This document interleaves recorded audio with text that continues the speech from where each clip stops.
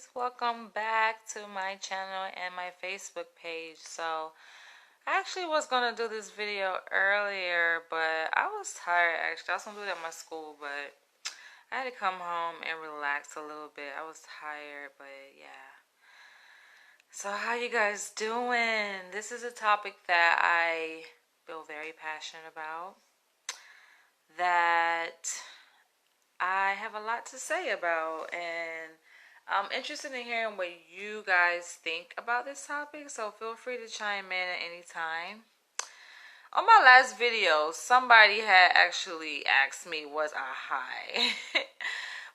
Not my very last video, but one of my most recent videos that I made about that I told men that to never argue with a woman. I said, never argue with a woman, right? And I think just the way I look, like, especially my eyes, people think I'm high, but I'm like, I don't smoke. So no, I am not high in my videos. I'm high on life. That's what I'm high on. I'm high on my own confidence. I'm high on my own success. I'm high on just the great things in life. But no, I am not high on any kind of drug. You guys who think I am, it's just, I don't know. That's, when you guys see me, like, that's just the mood that I'm in. I have a very positive mood, positive attitude. So maybe, I don't know, it's just the serotonin in my brain. Maybe it's dopamine in my brain that makes me look like I'm high. But no, I'm feeling great. I like to share my positive energy with you guys. So to the person who asked me, was I high? No.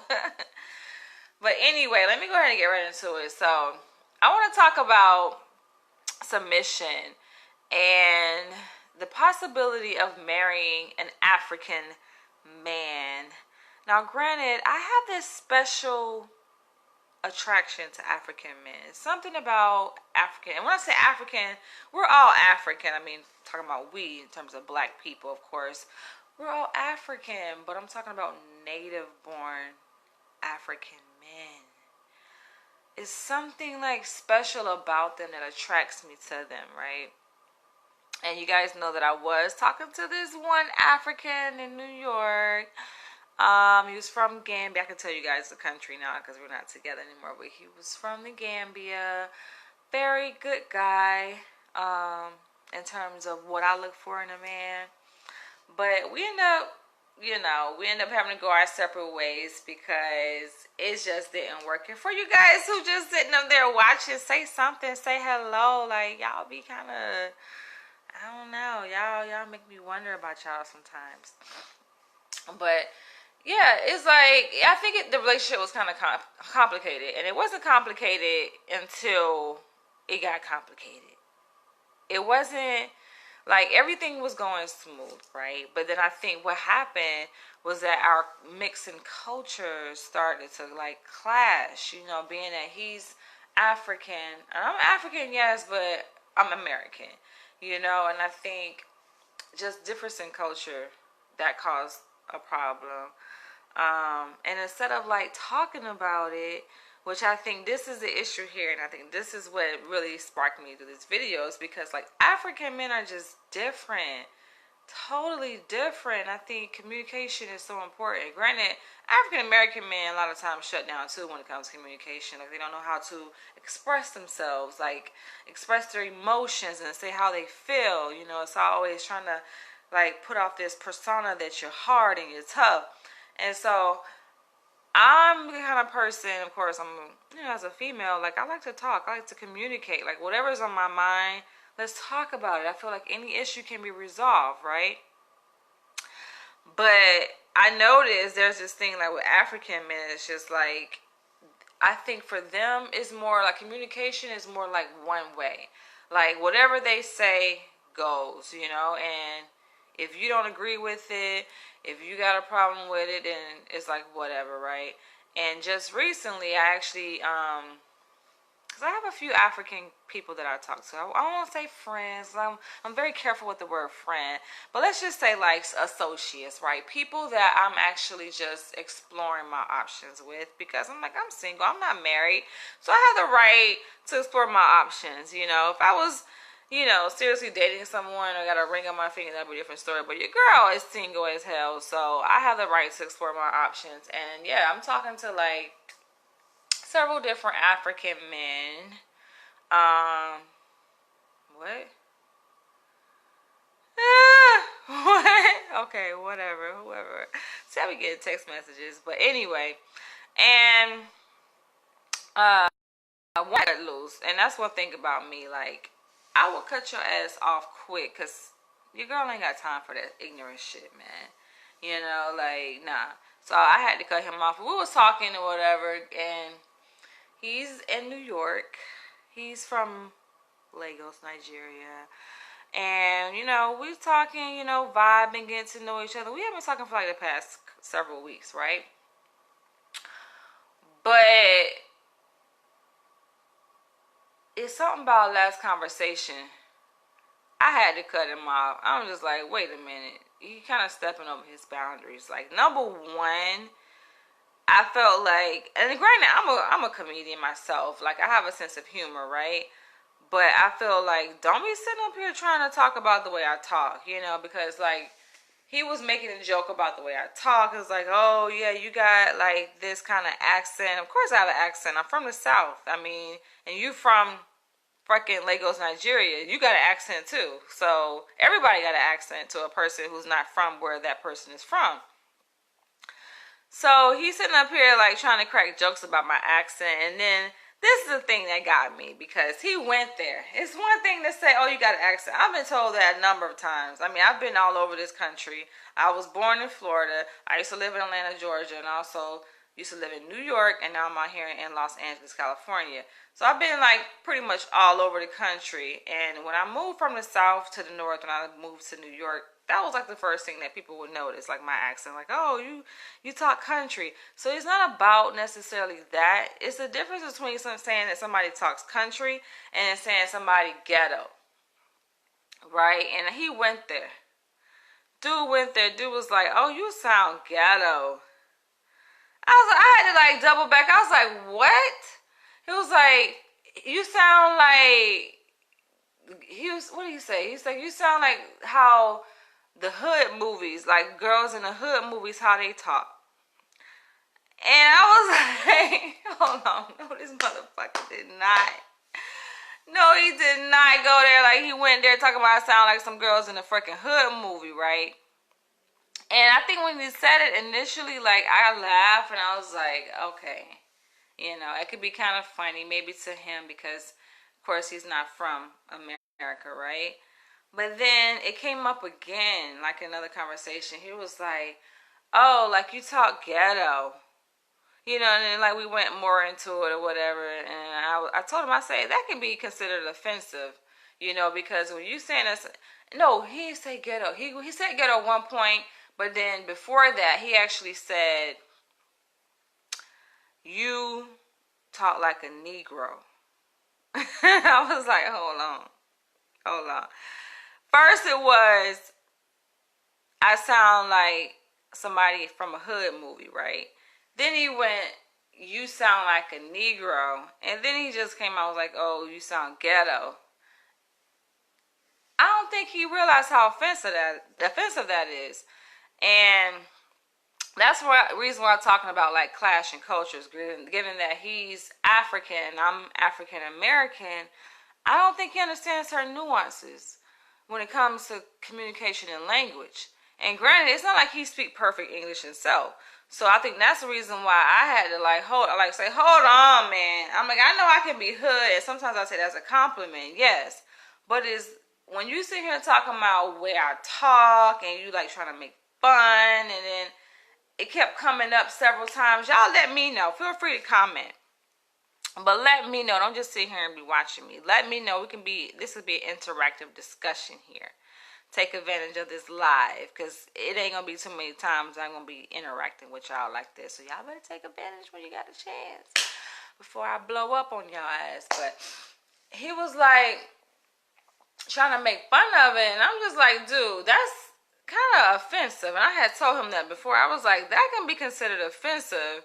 You telling an educated woman that she sounds ghetto. And on top of that, the Negro part, it was a Negro. That's what it was. Like, Negro? I told him, I say, dude, that's racist. And he was like, no, I just mean, like, you talk like a black person. I said, well, how does a black person talk? Because number one, I am black. Yes, he does have issues, Jay, because I had to break it down to him. I say, I have no issue with saying, oh, you hood, you know. Of course, dude, I'm from the hood, you know. But at the same time, don't be talking about Negro, because Negro has a different kind of connotation to it. I say Negro is just a fancy way of saying nigga or nigger. And we know that's a racial slur. So I'm like, hold your horses for a minute. And he was like joking, laughing and stuff like that. And I'm just like, dude, you sound like a dang on white person. I ain't talking about in the way he said. I'm saying in terms of the content of what he says. Like, that sound like some shit a white person would say.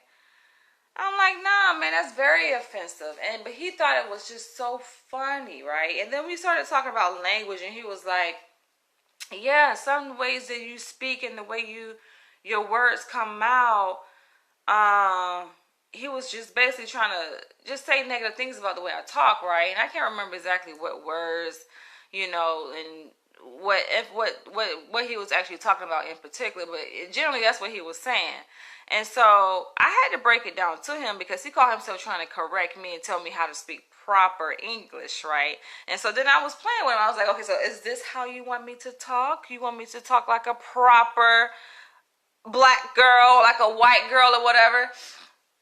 And then he started to laugh, and I was like, because I think you're missing my whole point. And my whole point is to say that we don't have to speak proper English, right? And so his argument was like, yes, we did. So we was going back and forth, and I heard what he had to say just to let him feel like he was getting his point across, right? But at the same time, after I let him speak, I had to break it down to him and let him know that it's not necessarily about speaking proper English. It's not about who's right and who's wrong. And I'm going to tell you what he said. He probably just doesn't understand the culture. Stereotypically speaking, we don't pronounce a lot of our words that way society says we're supposed to. And most accents of ghetto folk in the movie is modeled after the southern accent. I feel you on the... Yes, like, that's what I'm saying. I had to let him know. I said, because what you're speaking to is my southern accent, and it's a way that we speak. Oh, yeah, I know what it was now. MLK was yesterday, right? And so in the South, of course, I guess our words kind of run together. I don't really notice it, but I was like, MLK. And he was like, what? He didn't catch it. I say MLK. He was like, you mean MLK? I said MLK. It's like one word, right? And he made a whole big deal about that. He was like, I don't understand what you're saying. I say, dude, I know you understand what I'm saying, because New Yorkers, they speak fast too. And he lives in New York, but he's not from New York. Like I say, he's from Lagos, Nigeria. And so I'm like, dude, you're around New Yorkers. I know New Yorkers speak fast. He was like, no, I can actually understand what they're saying. I can't understand what you're saying. I'm like, dude, really? My accent is not that goddamn thick. And I'm like, if you can't understand what I'm saying, I know you ain't going to understand people who are still in the South and who ain't never really left, because they shit is way much thicker than mine, you know? And... you know, we made a little joke about that or whatever, but yeah, his point was to say that, oh, so if, let's say you had a language, right, and then you taught a group of people your language, wouldn't you want them to speak your language properly? Wouldn't you correct them if they are speaking it improperly? He's talking about the British, so saying that the English language it belongs to the British, right? And to say that anybody else who speaks English, no matter what country they're from, they should speak it properly. And I say, okay, I get your point. You know, I had to validate what he was saying, but I say also there's a flip side to that point, to say that different people from different cultures and different countries who speak English, they may have their own dialect of English. Do you understand that? People have their own way of speaking things, and their own dialect reflects their culture mixed with the so-called dominant culture. So you can tell how a person speaks English. You can tell where they're from based on how they speak the English.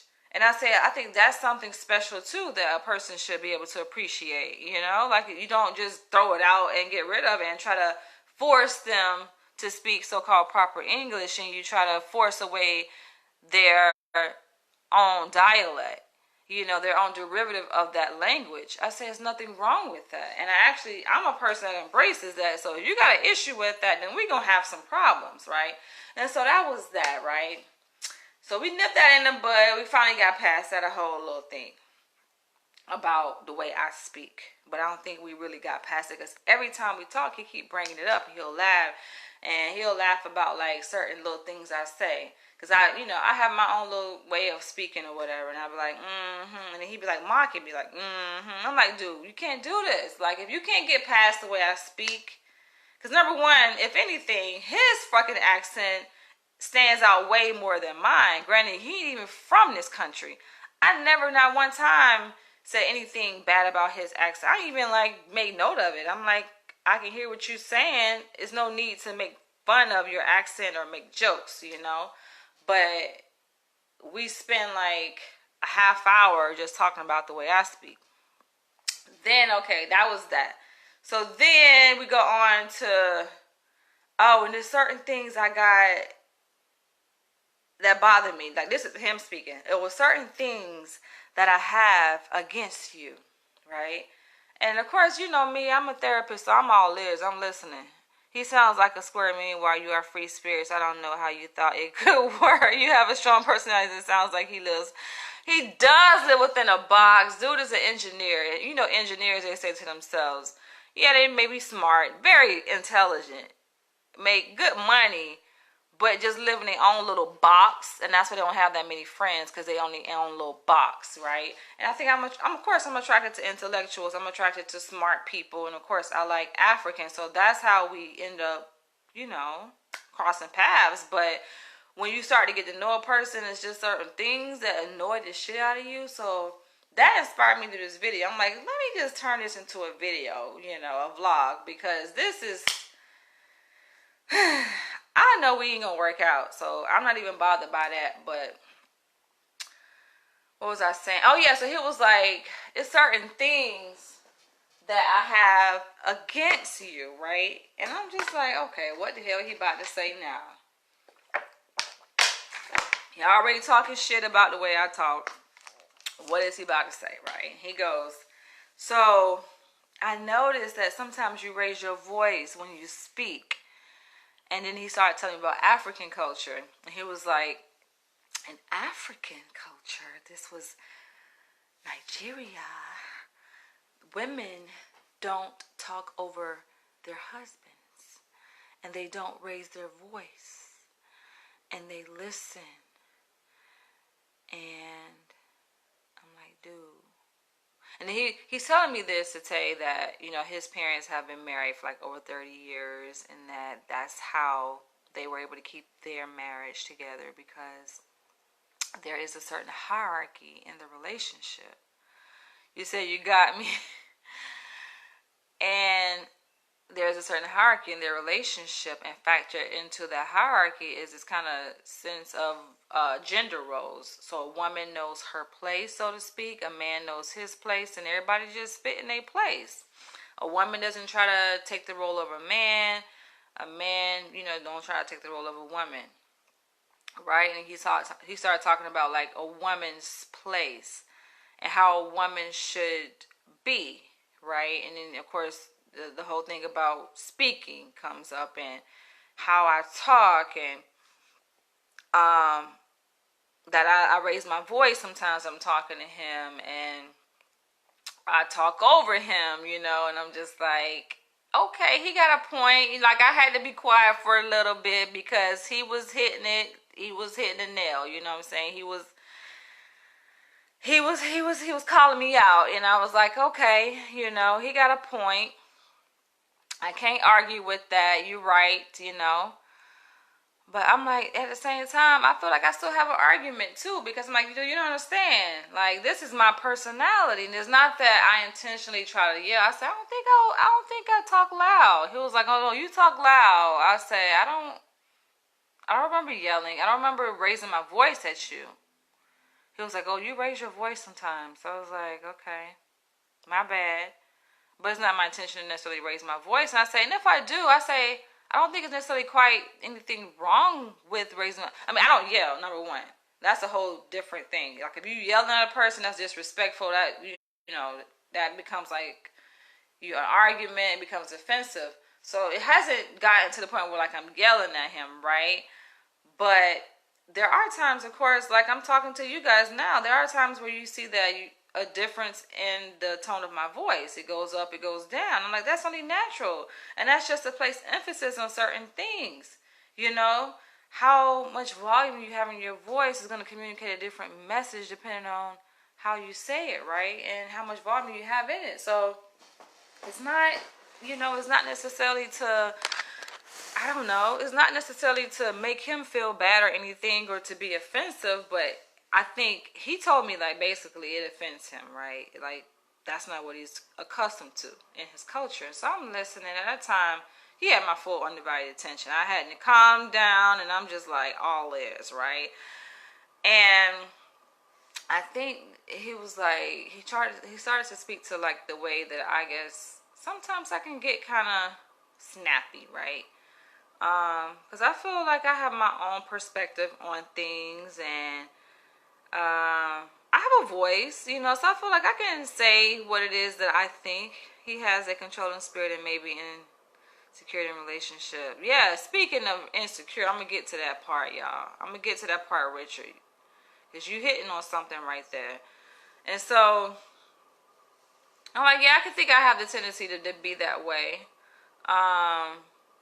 But naturally, I'm submissive, and that's the reason why I wanted to make this video, because I feel like, yes, I know who I am. Naturally, I am submissive, and I have no issue with being able to submit to a man.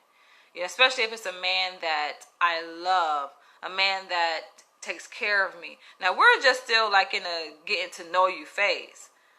So it ain't like we dating. It ain't like I'm engaged to him. We're not married.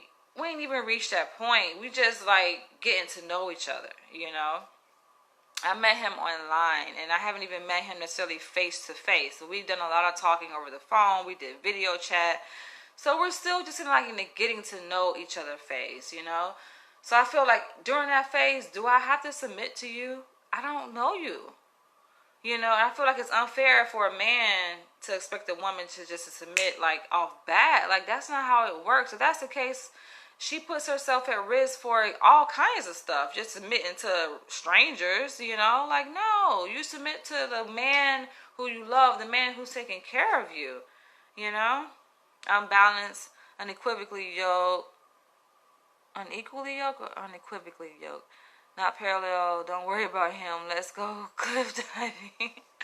So, yeah, we started talking about relationship dynamics, which I'm really into that. Like that really got my attention. I like to have conversations as it relates to dynamics in a relationship and the power exchange. Like y'all know that's right up my alley. Like especially as a person who is into the BDSM lifestyle, that's right up my alley. And so he having this conversation, and I'm just like, okay, but I don't know. It made me think, because I'm listening to him, and I couldn't argue what he was saying. He was calling me out as it was, and he did it in a very respectful way too, So I can have respect. I can have respect for that. I can appreciate that, because he had a very soft voice when he said it. It wasn't like he was attacking me or yelling. He lowered his voice to communicate that message, so I was able to receive. And I say, you know what? I appreciate you for telling me that, for being honest, and sincere. But it made me think. I'm like, dang. That's hard right there. Because when he talking about, oh, she doesn't talk over. Oh, another, I knew. See, I knew I was headed somewhere. I was on the road. I get distracted very easily. But he said that African women, or Nigerian women, because he's from Lagos, it's not a thing for women to talk over their men, to yell, and he was like, especially not in public. He was like, in public, that's a no-no, because from the outside looking in, people gonna think that his wife controls him and that he can't control his wife. And so he was like, he definitely don't want that. And he sees that the way things have been going between me and him, he sees that may be an issue, right? And I'm like, damn. Like, honestly, I couldn't even argue with that. Because he made me think back to my previous relationship, with my ex who I was dating for 3 years. The one from Brooklyn, right? The one that I ended up moving to LA with. And I'm like, I think there have been some times where we got into some arguments and it was out in public. But for me, I'm more of a private person. He was the one that went public with the argument, like, didn't have any shame. And I feel like, okay, dude, if you sitting up here yelling at me, most likely I'm just going to be like, nah, because that's embarrassing to be all out in public yelling and stuff at each other. But I can't say that, there's never been a time where I was out in public and I probably said some shit. Yelling, not necessarily, because like I said, I'm a private person and I don't need people in my business, but I may say some things, back. I got a tendency to talk back. And I don't know if that's a problem or not. And his culture is like, women don't talk back. Women, like, when he say women don't talk over their men, it's not so much in terms of volume, talking louder. It's also, I think, talking back. So, like, the man is supposed to have the final say. If a man says this, a woman don't come back and be like, this, that, and that. Like, no. You let the man have the final say, right? And I'm like, this is going to be a struggle. And I think the reason why all this is coming up is because obviously he noticed this in our conversation, right? In the way we've been talking to each other. Because like I said, I'm very opinionated, and even like do say, like, I have a strong personality and I feel like, why do I have to suppress my perspective and my opinion, as if his opinion is the only one that matters. And that's what I was kind of getting from the whole conversation. So what if you raise your voice if you're not yelling? There's levels to everything. The emotion behind the tone of voice is everything, which means your voice could raise out of anxiousness. Exactly.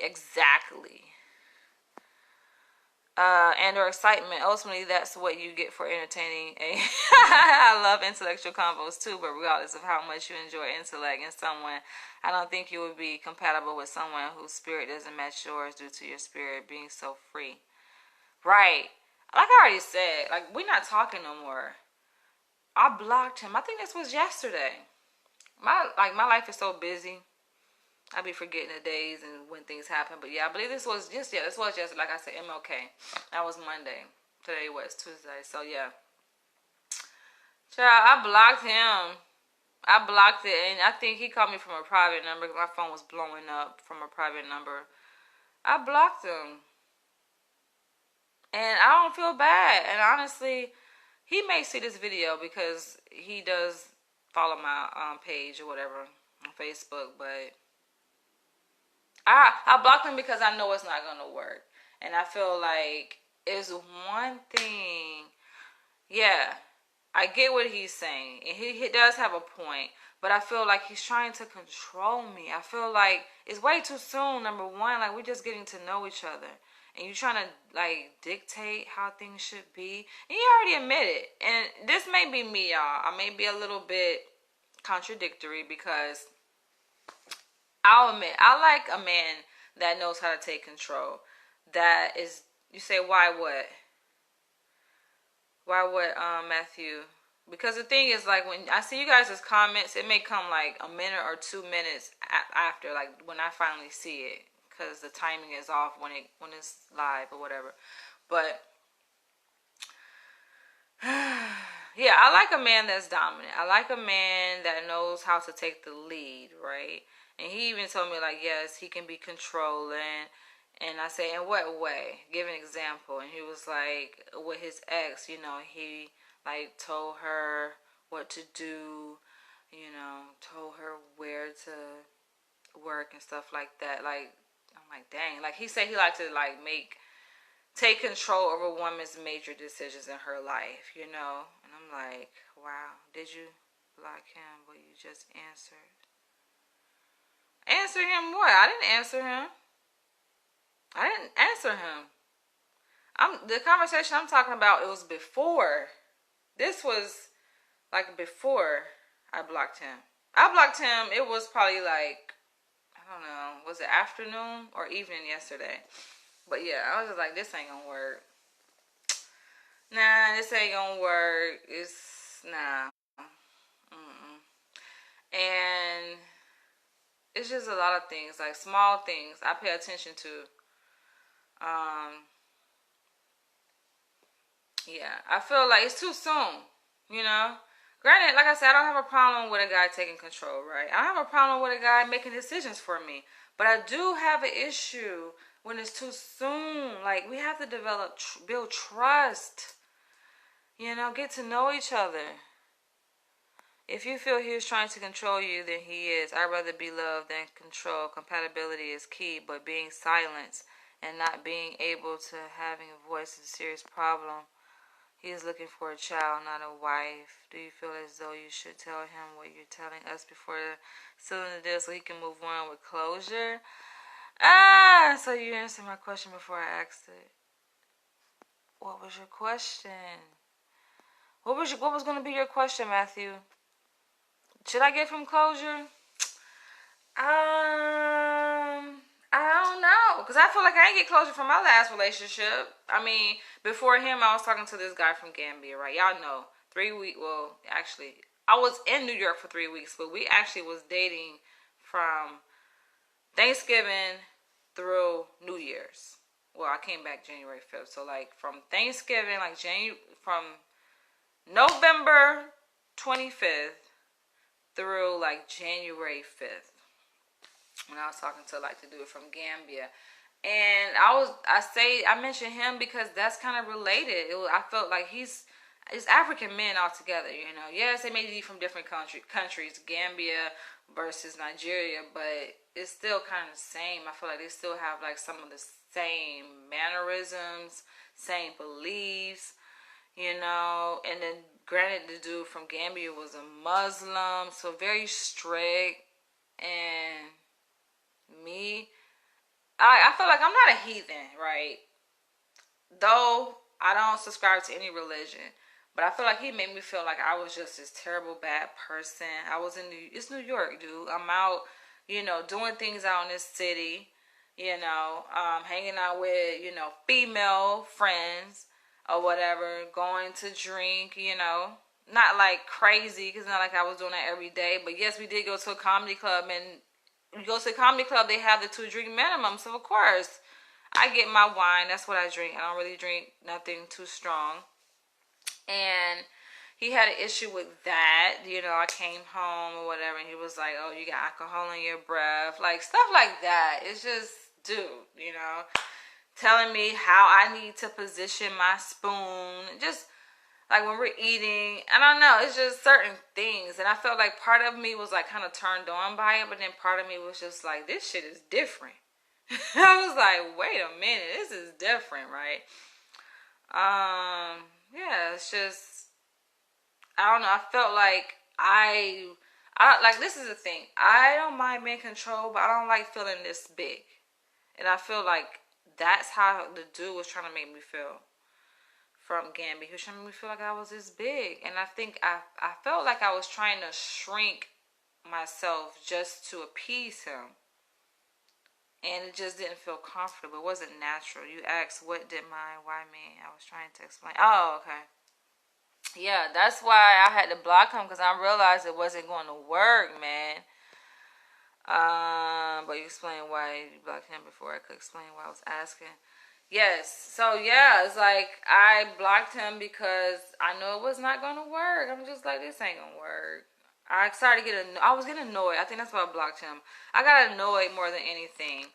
And it's interesting because, like I was telling you guys before, I'm in this group therapy class as part of my PhD program. Like, we have this experiential group therapy where we actually participate as, members of a group therapy process. And so in my group therapy class, I'm telling them about, this guy from Gambia, whatever. And he was like, my professor was like, oh, it sounds like you're hurt. Are you hurt? It's like, no, it's not even hurt. It's more like disappointment. I feel like it's a lot. The sex was like not good. It's just, he claimed that, oh, he didn't want to have sex because of his religion. He was afraid to get me pregnant, but then you still trying to have sex? Like, dude, don't ever, like, dudes, don't you ever get a woman in your bed and you playing around, especially a woman like 35 years old. I'm 30. I ain't got time to play games, man. If you get a woman in your bed, you better fuck the shit out of her ass. She got her clothes off. Don't you ever have a woman in that kind of position and you sitting right here playing like a little ass kid. So no, I'm not. I can't be. How can I be hurt? I can't be hurt because he was respectful. He took care of me. Like, he fed me. Like, I was good in terms of that. But just disappointed. It's not, he didn't meet my expectations. So yes, I was disappointed. And I think in my disappointment, that's where, yeah, I think he picked up on that. And it was something else, I think, going on too. It wasn't just so that, oh, I was disappointed and he didn't meet my expectations. I think it was something else going on. I think dude probably had like a whole family that I ain't know nothing about. But who knows? So y'all know how that situation kind of go. But yeah, I'm just like, this don't make no fucking sense. Like, don't sit up here and that's sexually frustrating. Don't you do that. Like I said, I'm not hurt. I'm disappointed. Like, dude, you supposed to fucking bang my motherfucking guts out. You don't sit up here and be playing around talking about, oh, you feel like you sinning. Anybody got time to think about no goddamn sin, dude? You already in it. Like, what the fuck? Coming quick as hell within a minute. I see in my video I made on fucking Minute Maid Men. It's just like, you don't do that. That is a no-no. If you feel that convicted about because your religion, and you like, oh my God says I shouldn't have sex and let alone get a female pregnant before marriage. If you that convicted, just don't do it. This was a dude in Brooklyn who you're speaking. No, my ex in Brooklyn, dude, I've been broke up with him. December 2017. That was a 3-year relationship. Guy in Brooklyn. He was Jamaican. This guy, the Gambian guy, it was actually the guy who I was talking to on my vacation. I went to New York. You get me? And I hadn't, prior to that, like the whole 2018, y'all. This is why I think I'm so disappointed. And I'm more frustrated. So it's not hurt because my professor, he's trying to make me seem like it's not hurt. I have no reason to be hurt. I have options, plenty of them. No reason to be hurt. And then we wasn't that far into a relationship to be so-called hurt. But yeah, this whole 2018, no sex. I wasn't dating nobody. So the Gambian guy was like, like a new person, a new leaf, you know what I'm saying? Since I had ended my last relationship with the guy, the Jamaican guy, who I dated for 3 years, and I ended December 2017. So we talking about from December 2017 all the way through November 2018. I was just focused on school, doing my thing, just super focused. Yes, I was still exploring my options, but I never met up with the guy, and we didn't hit it off past that because I got frustrated just these phone conversations. Kind of like where I'm at now. These phone conversations, talking to guys, and it's just not going how I think it should go. So I just cut it off, and it got to the point I was like, I'm wasting my time, and I need to be focused on school. So I'll just cut everybody off, and I was just like, I don't even want to meet nobody. I don't know. I need to focus on school. It's a huge distraction. But my heart softened. And I think, yeah, it was around the holidays. I was getting lonely, of course. And then the Gambian guy came around, And then, we actually was invested in each other. Getting to know each other and stuff. And it just so happened because I had already planned to go to New York. And that's another thing. My professor was like, oh, so I can imagine you're probably hurt because you flew all the way out to New York just to see this. Like, dude, I didn't fly to New York to see nobody. Hell no. My flight was already booked before I even met this guy in November. My shit was been booked. It just so happened it was like good timing. We met each other. I already planned to go to New York. I told him about my plans that I was coming, and then he was like, oh, you can come stay with me. I actually already had plans to be staying in Brooklyn, renting a room in Brooklyn for $700 a night. So no, I didn't go out there necessarily to see him, but that was kind of like what happened. It was kind of part of it. Jay talking about he dead. Come on, don't be dead, dude. Don't be dead. Because it's just frustrating. And so where I'm at now, I even told, this is what happened, y'all. The guy I was just telling y'all about from Lagos.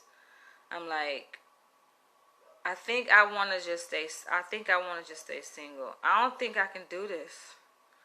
Because I don't think they understand, And then another thing he brought up, he's like, oh, I wonder if we're going to be together. You're going to keep mentioning your PhD and how much education. It's not even about me putting my education in people's face. But I feel like sometimes people don't understand it and they don't respect it. It's not about that. I'm not a person to throw my education in nobody's face. Dude he educated too. He's smart too. This dude is an engineer. Have y'all discussed sexual preference as far as what y'all like? Because everyone doesn't like the same type of sex. I've dated some women who prefer the sensual, slow, gentle, love-making approach, while others like to be dominated and fuck rough. I don't need to do it. Ain't even. I don't need for him. The guy in Gambia. That dude is history, man. But it wasn't. I don't even think. No, I don't think we talked about it. But it was irrelevant. What's the point of talking about it? I don't know. No, we didn't talk about it. I feel like, no, African guys like that shit rough. So it's nothing to talk about. We both had an understanding that we both like the same kind of sex. He just could not deliver. He fell short. Dude came quick, man. He can't control that. You come quick, you come quick. You can't control that. The moment he stuck it in, he came. Huge disappointment. I said, I can't be hurt by that because he can't control it. It's not like he did it intentionally, So it's just a matter of things just happening that was out of his control. He couldn't control it. But, hold on. Put this up here. He can't control that. That's why I'm not mad. I ain't mad at dude, If it don't work, this shit don't work. It just didn't work. We laughing. It don't work, it don't work. But yeah, that's that. But like I said, I hadn't moved on. Talking to the dude from Lagos. That shit ain't work. You have to show people how you like being treated. Dude, I could tell a motherfucker, yes, this is what I like. But like I said, he can't control that shit. Dude, you can't control it. Only way that a man can build his stamina is with practice. And I think he got impatient. I don't know. I think it was that. And then another thing that speaks to like the difference in culture, because I feel like he didn't want to communicate. Dude, let's talk. I noticed something went, like something was bothering him. He didn't want to talk about it. He wanted to just be macho. You're so fucking hard. But you weak as hell. You don't get far like that. And I'm like, dude, another thing is this. They be killing me. Oh, this is how it is in African culture. Dude, I'm all for maintaining your culture, man. Hold on to that shit as much as you can. But also have an understanding. Try to at least have an understanding for the culture in which you live in. You are in America now. Things are different. If you're dating an American girl, try to understand her. Yes, I'm African, and yes, I'm mixed.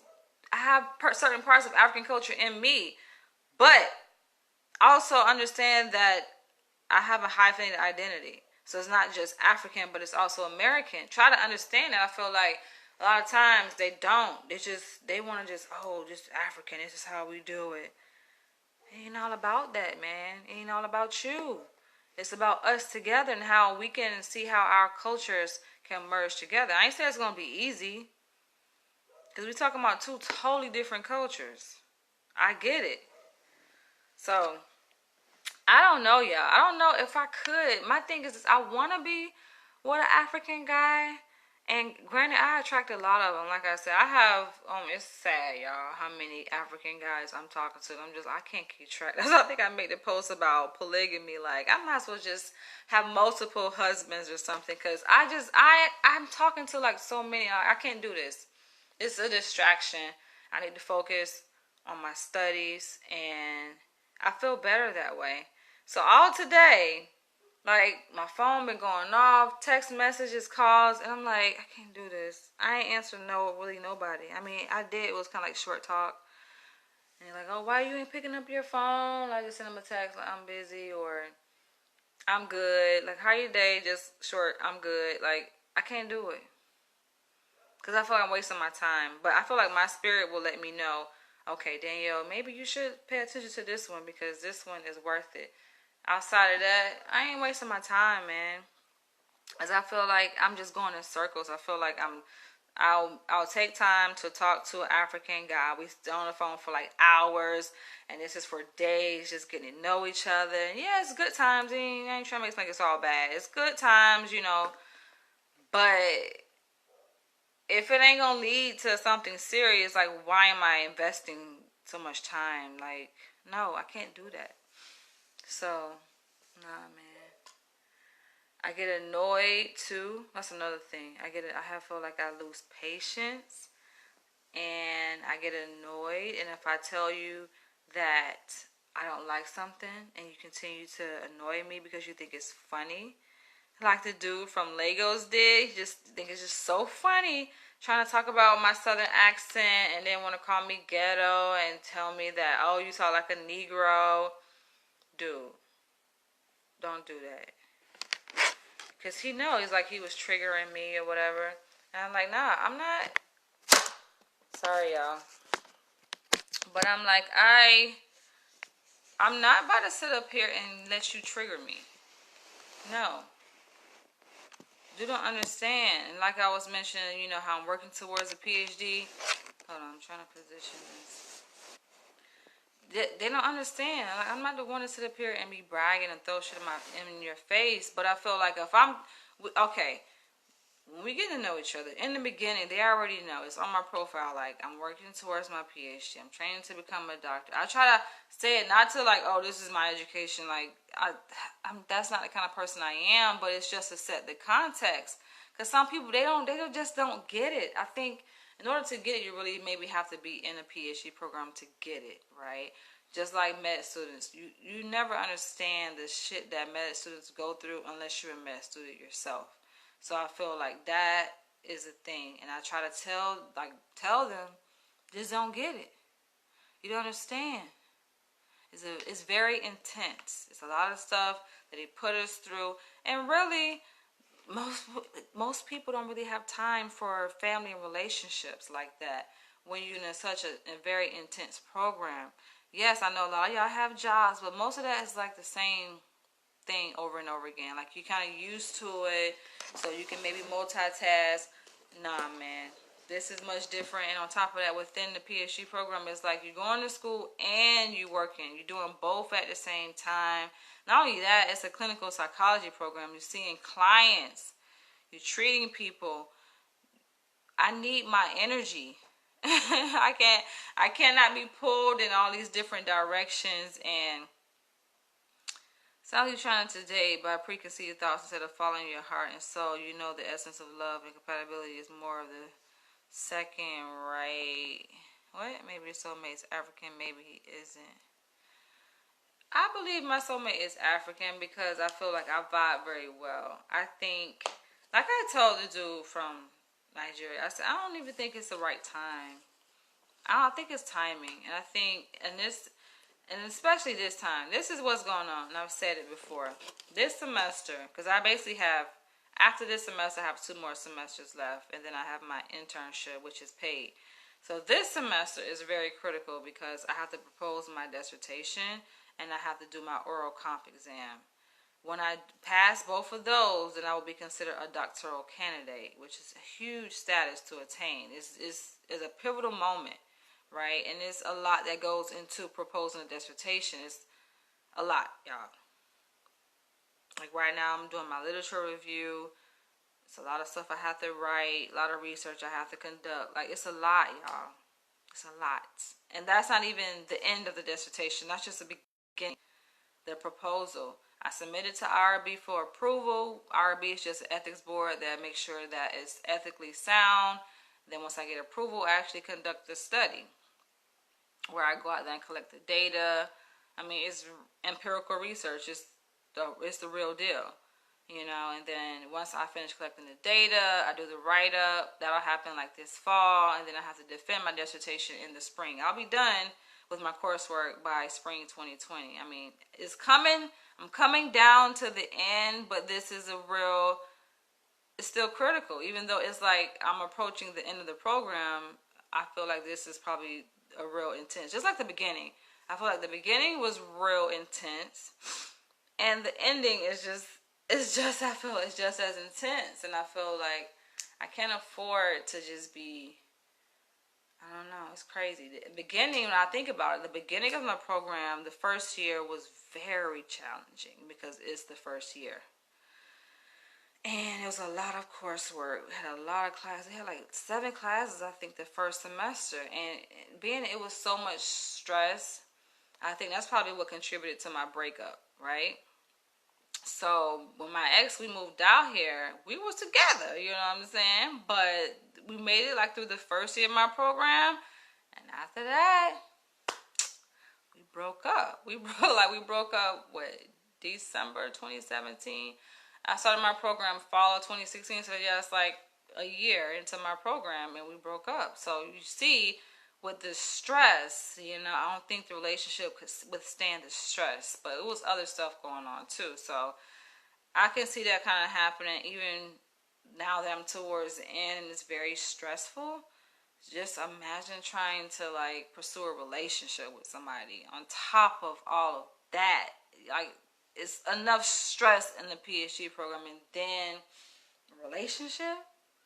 I mean, I feel like relationships, actually, the beginning phase of relationships should be peaches and cream. It's usually like everything is smooth. It's like you're going through the honeymoon phase, right? But what I'm noticing, y'all, with these Africans, it ain't no honeymoon. I'm like, where's the honeymoon? We're supposed to just be trying to appease each other and have fun. Not all this criticism.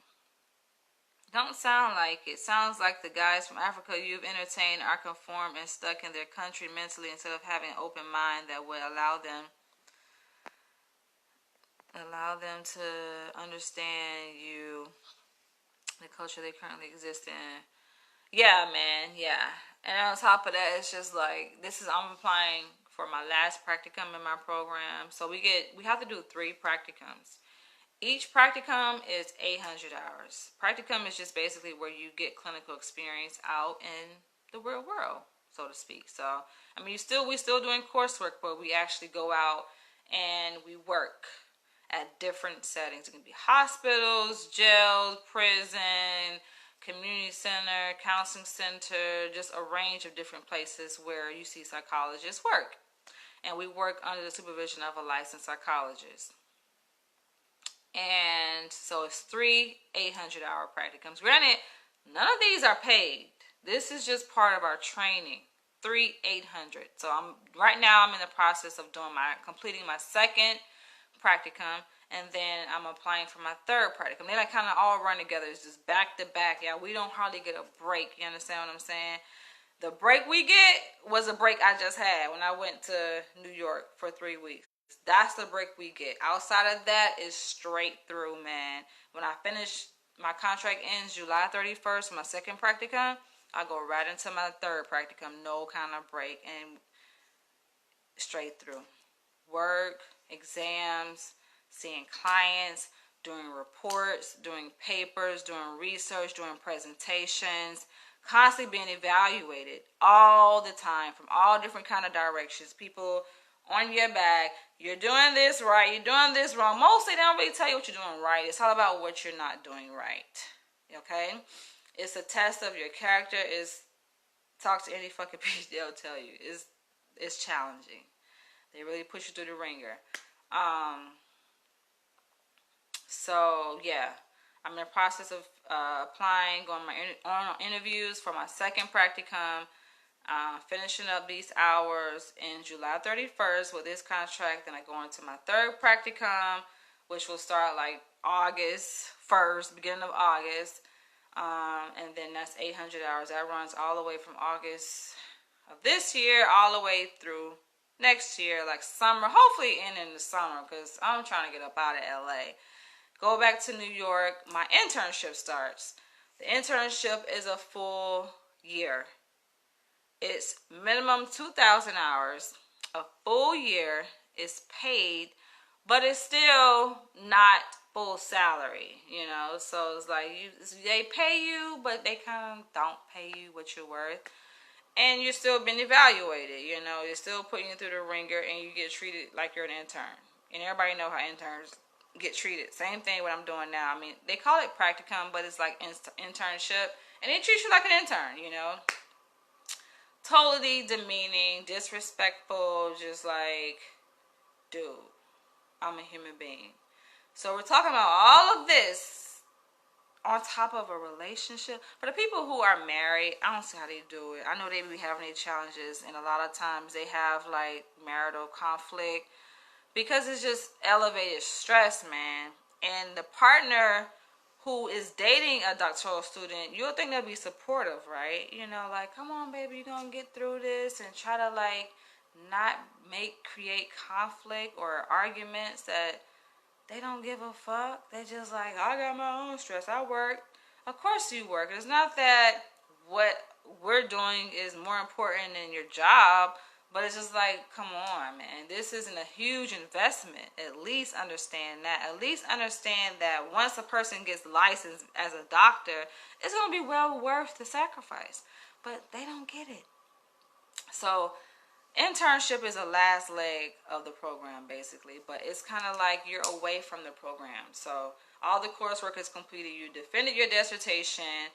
And by that time, you know, you are getting paid. You do the hours. Once you complete the hours and successfully complete the internship, we go back and we get our degree. Boom. We're doctors, so to speak, but not quite because we're not licensed yet. So after that, you complete 2,000 hours postdoc under the supervision of a licensed psychologist, right? And that's, of course, is paid, but it's still not full salary quite yet. So this is like, yes, it's a huge sacrifice, y'all. Y'all don't understand. So when I be like, I ain't got time, and I feel like, yeah, that's probably what contributed to my just don't give a fuck attitude with my ex-boyfriend in 3 years, a Jamaican. It's like, I mean, of course I loved him, but I'm like, dude, I'm working towards this. I don't have time to argue. I don't have time to do too much care. I don't have, like, I can't. This takes up all my energy, like all my focus. I have to be focused on school and my work and this and that, you know, like unless you're supportive of that. But I can't devote this time to caring too much about whatever. So I don't know. Maybe there are times where I was emotionally unavailable in that relationship, of course, because you can't, too much energy split. But, I mean, now I feel like, shit, I'm 35, and of course my clock is ticking, right? So I'm like, I'm trying to make time for a relationship, but when I see, like, guys be about the games, I don't have time for that, man. And they just do things and want to press somebody's buttons. I just be like, I can just go back to just focusing on me and being single, and my PhD is my husband. That's what it's going to be. And then you wonder why there's so many successful black women out here single, don't have any kids. I don't have any kids, you guys. It's a lot of women like that. And they be like, oh, and this is the biggest question that annoys the shit out of me. Oh, why are you single? Like, dudes ask that. Why are you single? Like it's a punishment or something. I'm like, dude, it's common sense. Why do I have to explain why I'm single? It should be common sense. They're like, oh, you got the beauty, you got the brains. Why are you single? Because I ain't got time for that fucking bullshit. A real man will step up. That's how I look at it. Outside of that, I'm not stressing over this. I can't. But I do like to do these videos because it just gives me time to reflect, and I like to share my experiences because I feel like I ain't the only one going through this. It's other women out here that's going through the same thing. And what time is it, by the way? I was watching this movie on my laptop. But okay, still a good time. Yeah, I'll have my I don't have to go into work tomorrow until 12. I work 12 to 8 tomorrow. It's like we don't get any breaks. We talking about 5 hours straight training, 4 hours training, and then the fifth hour is like supervision. Well, it's really all supervision if you ask me. It's like 2 hours of group supervision, 2 hours of didactic training, 1 hour of individual supervision, and then after that, I actually have a break, kinda, and then I have my client at 7 p.m. Y'all, it's just, yeah, need a break. But that's why I think when I went to New York, it was just like, relaxation. And then the guy, he didn't get it. I think he wanted me to be all at home, up under him. I'm like, dude, don't you understand? I just went straight through all these months working and going to school, and it's to the max, and you got people on your back. It's more than just, okay, you have a job. I get it. Y'all like, okay, my work is important, so I have a job. Yes, your work is very important. And you have supervisor you have to answer to. But it's a different kind of thing. At my site, I don't just have one supervisor.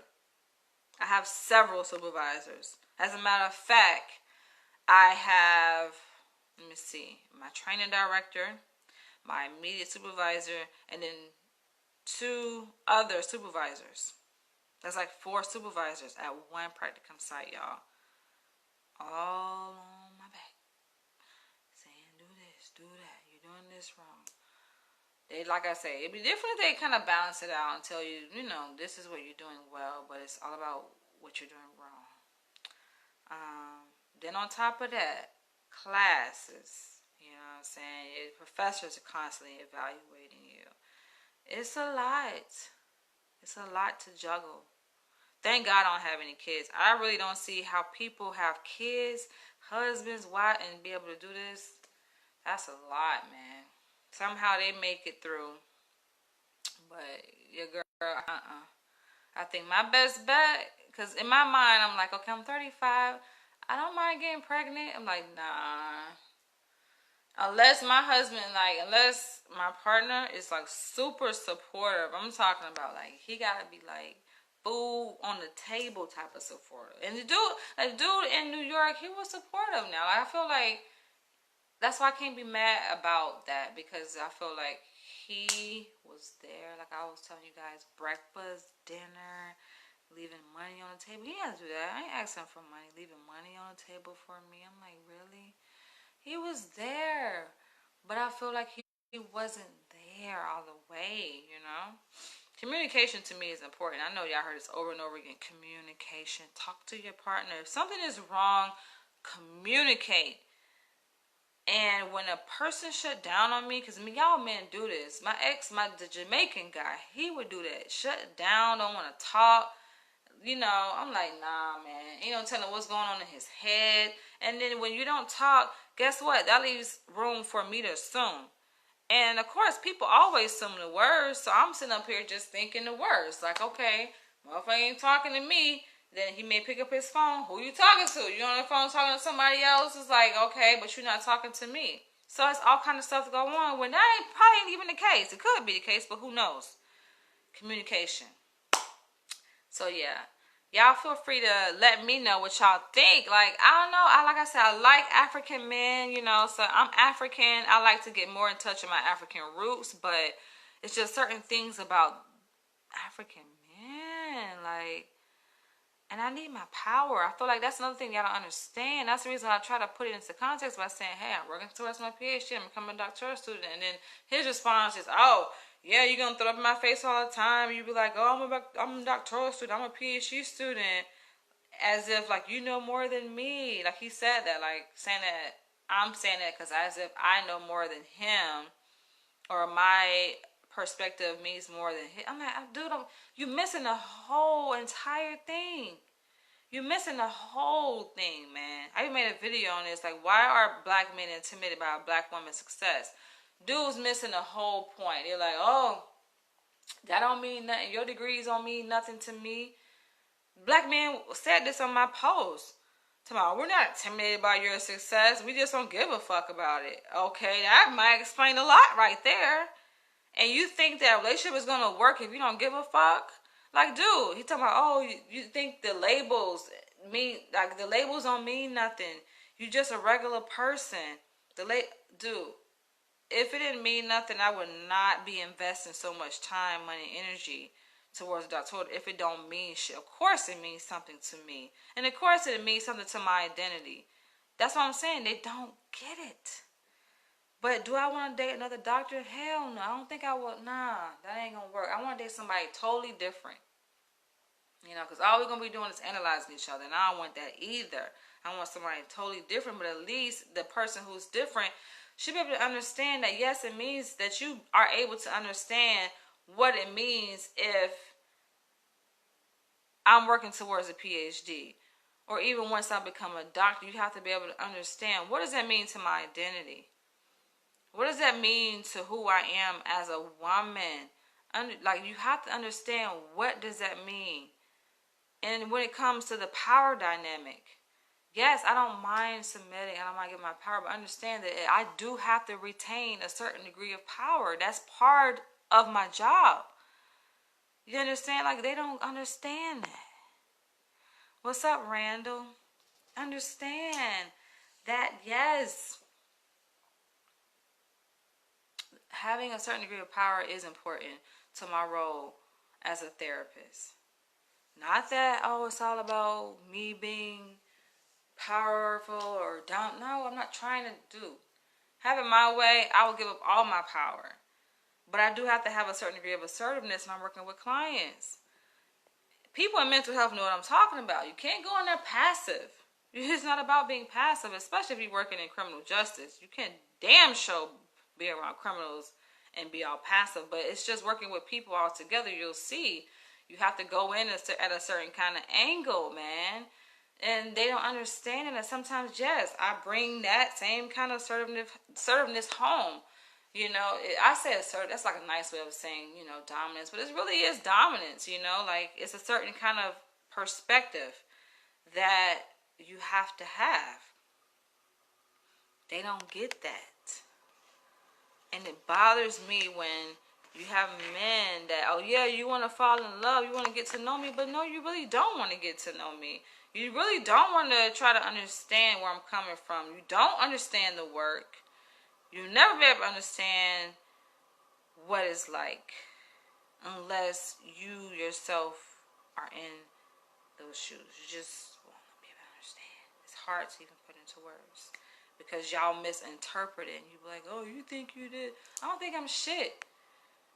I know who I am. And of course, it's important as a doctor, to have a certain degree of confidence. I think that people, like I say, intimidated, which it happens very often. Not that I'm trying to intimidate somebody or trying to belittle. That's not, dude, that's unhealthy. Why would I want to make somebody feel inferior? That's not who I am.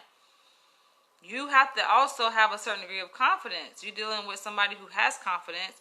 What do I look like as a therapist walking into a therapy room and I don't even believe in my own goddamn self? I lack confidence. I'm insecure. You know, I have to go in with a degree of security and confidence. That matters.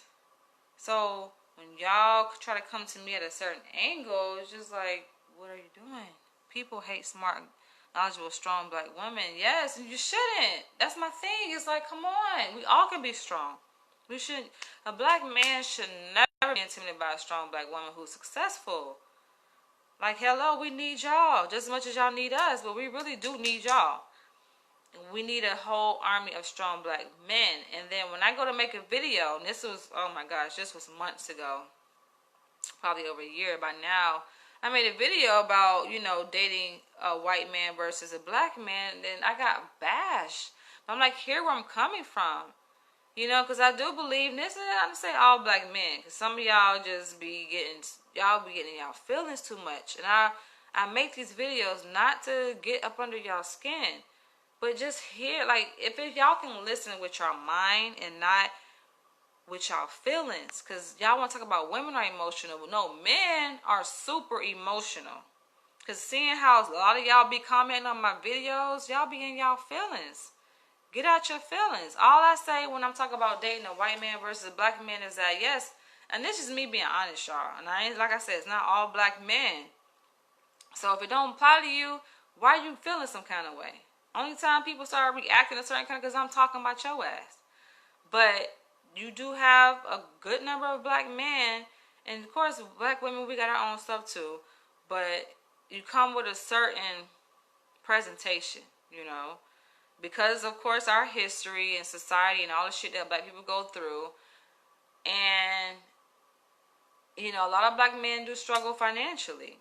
And I feel like sometimes I understand why people date outside their race. It's because you don't have to deal with those extra layers. It's not to say, of course, that person, a white man, gonna be perfect and he just a knight in shining armor or whatever. No, but it's certain things. It's just difference in culture that certain, like, they don't come with that. They don't come with all that extra baggage that sometimes black people we come with because of our experience as a black person in this racist society, you know, who's been discriminated against, who's struggling financially, who got all this other stuff that we got going on. It's just certain things you don't have to necessarily worry about. And of course, I know that sounds like a stereotype, and you have people that say, oh, well, you got white people that's on welfare, you got white men that cheat, you got white, of course, y'all missing a whole entire point. Edifying, uplifting each other. We need to do that more. And I believe that, yes, there are black men out there who are strong, who deserve a good, strong black woman, who know what they want, who are financially stable. But I mean, I don't think y'all heard me when I was saying that when I made those videos. Actually, I was in Hollywood. I used to live in Hollywood for 2 years. Hollywood, California. There's a whole bunch of white motherfuckers out there. Like I say, nothing against white people, but I'm just saying, y'all don't understand. And they're like, oh, I'm pretty sure you can find a black dude. Have y'all been to Hollywood? Y'all don't understand the difference in demographics, how LA is laid out. Number one, LA itself don't have that many black people. That's the reason why, part of the reason why I kind of don't mind going back to New York, because New York has a higher volume of black people than LA. That does matter when it comes to the dating market. I could have sworn I laid this out pretty crystal clear in that video, but you still had people, oh, you a bad wench, oh, you this, you that. Dude, I'm talking about the numbers game. Nothing else. You dated white men before? Well, yeah, I talked to white men. Yeah, not to the point where, like, it was, like, intense or long term, but yeah, I've dated.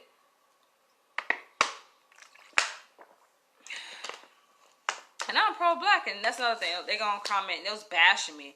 You a bad wench, how you gonna be pro-black, but you talking about dating a white man, or you gonna marry? Like, dude, first of all, this is a conversation. This is a vlog, okay? It's just me talking. Did y'all see me with a white man? No, I have not dated a white man recently. I'm just considering the possibility. I'm just putting it out there. And they was just going all in on that video. I'll have to go back and watch that video. It kind of went viral. Dating white man versus black man. What's the big difference? That's the title of the video. Just went in. I'm just like, dude, for real? And y'all wonder why. Black men like want and need security too, just like a, yes, we need the same thing. But for me, this is my thing. I'm not a pursuer, and I feel like it's not a woman's responsibility or job to pursue a man. If a man is interested, then you pursue, you know? And if I got white men pursuing me, I got African men pursuing me, I'm going to respond to who's pursuing me, right? So I think a lot of times black men, not to say black men don't pursue me, of course they do. Of course they do, but Of course, I have my stand. Everybody has their standards, and you can't change what a person's interested in. That's just, I think, hardwired into a person's brain. Who they're gonna be attracted to, who they like. That's just in their brain. That's just in their subconscious mind. And I do have a certain kind of man that I'm attracted to, and I don't feel bad about it, even though people try to shame me, like, "Oh, you wrong. You a gold digger, dude. Fuck y'all. I know what the hell I want." And one thing I can tell you for sure, that I ain't about to lay with some damn broke ass motherfucker. That's just not me. No, I'm gonna date somebody of my caliber, and I know what I bring to the table. And I ain't gotta say he gotta be no fucking millionaire. I ain't no goddamn millionaire. But dude, he gotta come with something, man. And I say something because I'm planning for the future. It's not about gold digging. And that's, to me, what annoys me about certain people who watch my videos, and they could be racist ass white motherfuckers. Ain't no telling who behind the goddamn screen. Because a lot of times the trolls be goddamn racist ass crackers. But, yeah, talking shit. Talking about some, "Oh, you a gold digger because I got standards." Dude, you don't shame a black woman for having standards. If a black woman says she want to date a man that make no less than 100K, then she's planning for, that's called financial planning. For your dumb ass who don't understand, it's financial planning. Okay, do y'all not see how many motherfuckers is on welfare? How many women struggling financially? Do you see me struggling? No. Do you see me with kids talking about some child? It ain't happening. Why? Because I put certain measures and standards in place so that it does not happen, dude. No, that ain't happening over here. I know what I want, and hey, I'm patient enough to wait and see what happens. I would fucking do IVF, in vitro fertilization, before I sit up here and lower my standards and date somebody that I know ain't financially stable. You know? And of course, we gotta be married. And this is another thing I'm gonna tell y'all before I end this. You must stick to race, though. Yeah, I want to stick to my own tribe, man. I want to stick to my own race. You don't feel like you should give signs if you desire being pursued by who you want. Give signs? Dude, women gotta bring something good to the table, too. Dude, it ain't about that. Randall, you don't think I bring something good? That's another thing. Y'all don't see what's good. So that's your own goddamn fault. That's your own goddamn fault. I don't have to convince nobody to see nothing. I know what I bring to the table. I don't know what kind of hoes you used to talking to. You talking about someone with a beautiful face and a sexy body. What? Only ignorant, uneducated men and women thinks that way. I don't know what you're talking about, but I know what I bring to the table. And what was I about to say? Hold on, go back. I mean, yeah, I feel like I let a dude know if I'm interested. It ain't like I make it a secret, like, he just gotta be all over me and I can't. No, I communicate, so if I like a guy, I like a guy. But no, I'm very old school with it, man.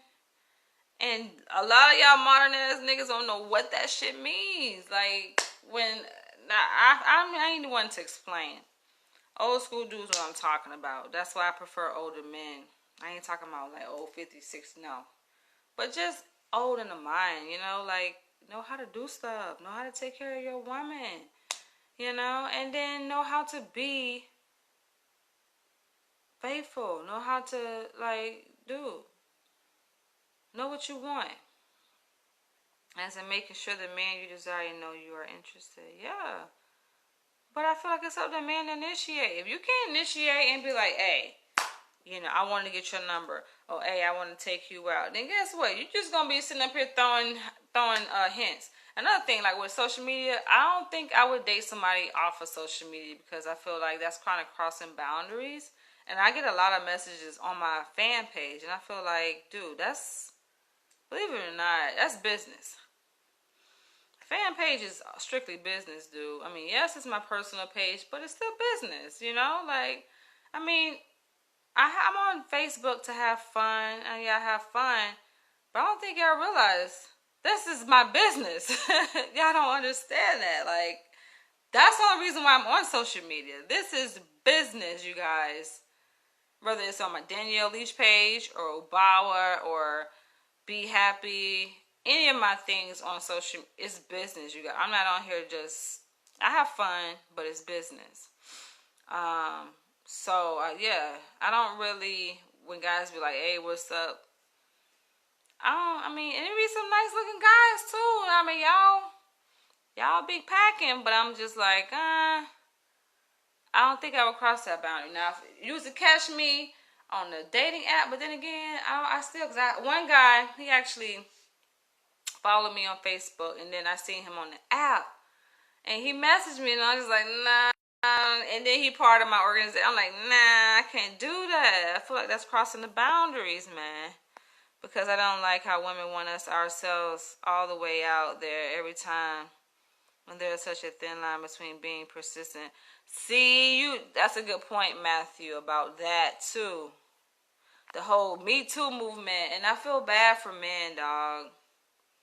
I feel bad for men, but I feel bad for women as myself, because it's just like, it's fucked up. The Me Too movement has fucked the shit up about whole sexual harassment. Women fucked that up. Women fuck that up, calling out sexual harassment and rape when it's not really that, you know. And so now you got men really afraid to be making the first move. They're afraid to make any move. And I feel like I seen that, especially with the dude from Gambia, because I'm like, dude, what the fuck? He asking me, oh, can I touch you? Like, that's a turn off. You gotta ask me every single thing. Can I rub your back? Can I touch? Like, dude, if we already in a relationship and we're getting to like know each other, like, dude, let that shit flow naturally. All this asking, every single fucking move. Can we have sex? Like, dude, I'm talking about every single increment. You gotta ask. Like, come on, this shit flow naturally. That to me annoyed the shit out of me. I'm just like, okay, I'm turned off all this asking. Just do it, you know? Now, of course, I feel like a guy, you should know if a woman wants to have sex, right? Like, but nowadays, I guess you do have to ask, can we have sex? That's just, that's a turn off to me. Thanks, Randall. I'm talking about folks who say that men and women who seek a partner with stability and financial security. I mean, yeah, and then that's the whole, we talked about that too. It's another thing I was going to say. I forget what the hell I was about to say. It's in my mind, y'all. But the whole thing about, financial contribution, because that came up with in a conversation between me and a guy from Lagos, and he was like, yeah, my mom and dad been married over 30 years, and tell me, why he think it's work for them, and how she contributes 40, he contributes 60, and I'm just like, good for them, but, dude, I don't know. And he said some things also about, like, how, like, he has an apartment in Brooklyn, but if I want to live, like, super luxury, then I gotta contribute, like, I don't know. I'm just like, dude, you should want to put your wife and children in luxury. All of this asking her for, like, to contribute. Granted, I can contribute now, but I feel like, why, if you gotta ask me, I don't know. I feel like something ain't right. I feel like, because I know I didn't come across all kind of men. And we talked about, what kind of man you think would not ask for financial contribution to the household, and would take care of everything. And we were talking about, like, salary wise, and I say, I don't know, probably like 300K a year, 400K a year, and above. I mean, not even that. You got men that's making 100K.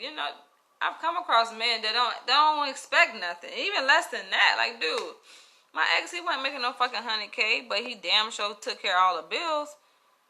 What you say? I can tell I'm getting kind of tired.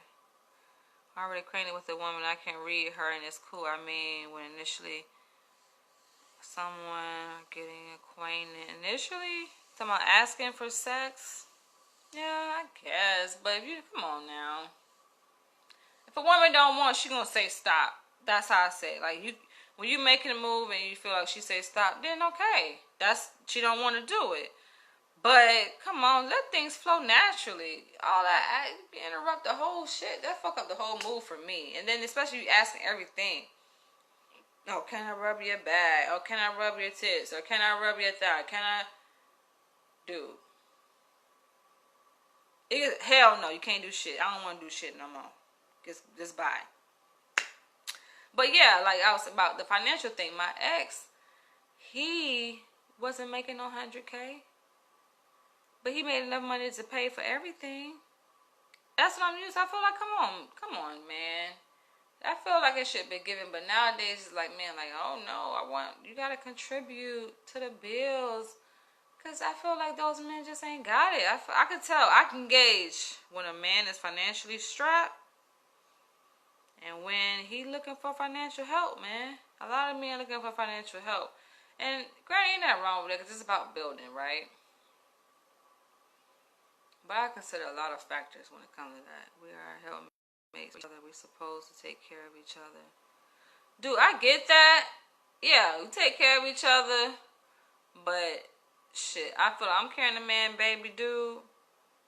Dude, that's a job by itself.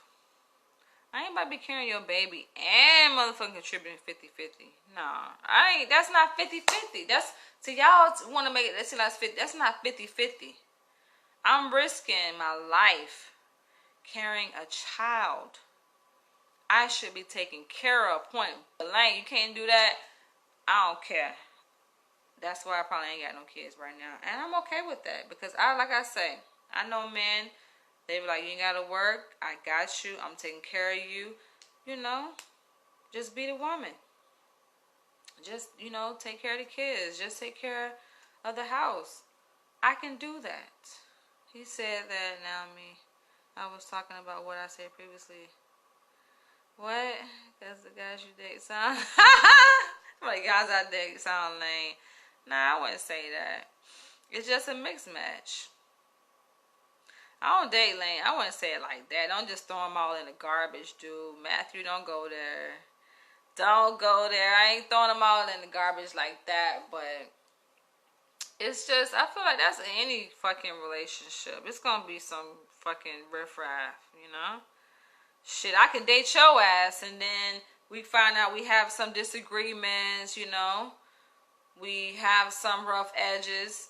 And I can have my complaints. Of course, you may have your complaints. That don't mean you lame. That just mean that we just different, And I feel like you have problems that can be resolved in relationships, but people don't have the patience to work through that. They just like, okay, it ain't working, whatever. They shut down.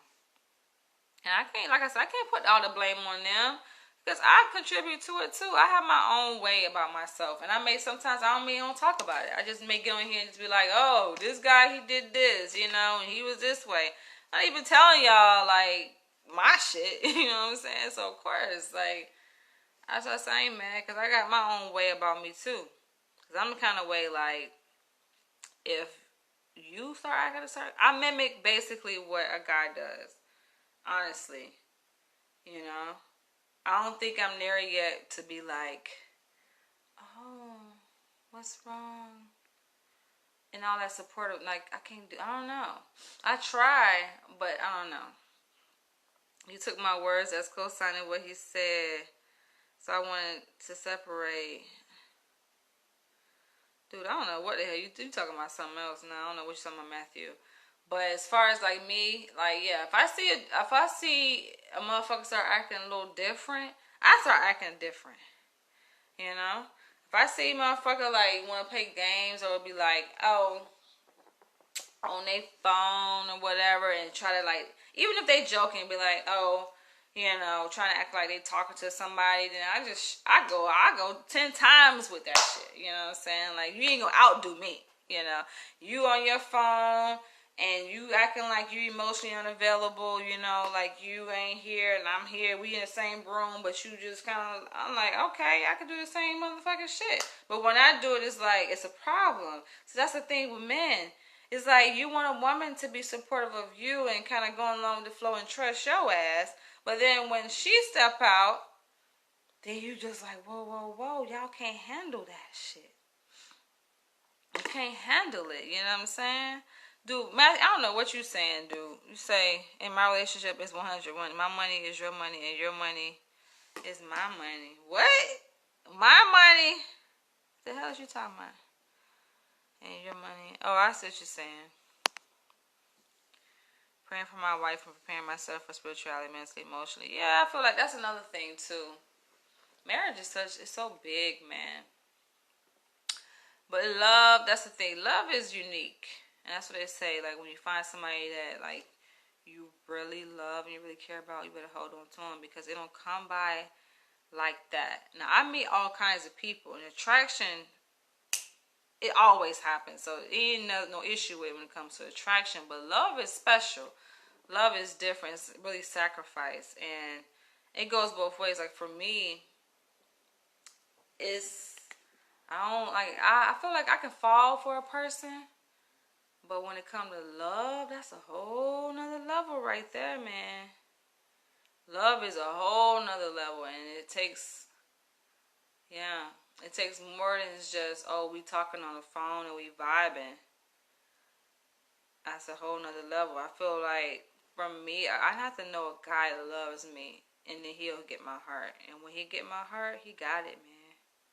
But then at the same time, I ain't no fool. So that's the thing. That's what I say. I got my own things too. Because, granted, yeah, I can love a guy, but I damn sure ain't gonna be no fool for one. I can't. And I will make it very clear that I ain't your fool, man.